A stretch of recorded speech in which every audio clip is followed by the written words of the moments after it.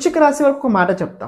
Last week కన్నా వృశ్చిక రాశి వారికి ఈ వీక్ కొద్దిగా బెటర్‌గా ఉండబోతుంది. ఓన్లీ సండే రోజున కొద్దిగా ఏంటంటే మీకు కొద్దిగా మనసు లోపల ఒక బెంగ ఉంటది. సండే రోజు. మండే నుంచి అన్నీ రెగ్యులర్‌గా అవుతుంటాయి. మండే, ట్యూస్‌డే, వెడ్నెస్‌డే, ఈ థర్స్‌డే ఏవైతే ఉన్నాయో ఇవన్నీ తర్వాత మీకు బెస్ట్ అని చెప్పే కన్నా ఉంటాయి. కానీ మీరు దీన్ని అవేర్‌నెస్ తోటి ఆలోచించి డిసిషన్ తీసుకోవాలి. ఈ వీక్ లోపల మీకేంటంటే 3 ఈవెంట్లు జరుగుతాయి. ఈ 3 ఈవెంట్ లోపల 2 ఈవెంట్లు మీ మనసు మీద డిపెండ్ అయి ఉంటాయి.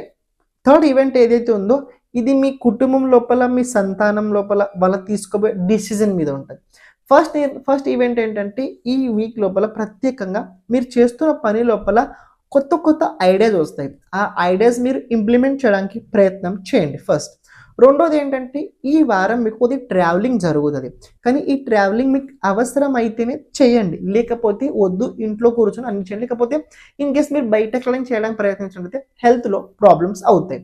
మూడోది ఏంటంటే ఈ థర్డ్ పాయింట్ చెప్పా కదా! ఇది మీ సంతానం తీసుకునే మీ ఫ్యామిలీ లోపల వ్యక్తులు తీసుకునే డిసిజన్ మీద ఆ రోజు ఉంటది.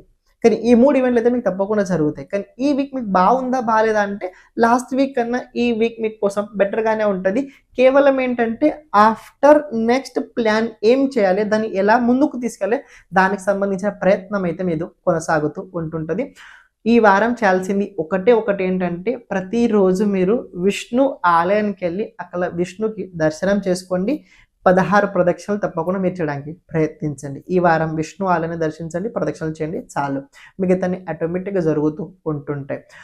ఛానల్‌ని ప్రతి ఒక్కరు సబ్స్క్రైబ్ చేసి పెట్టుకోండి. సర్వం శివార్పణమస్తు.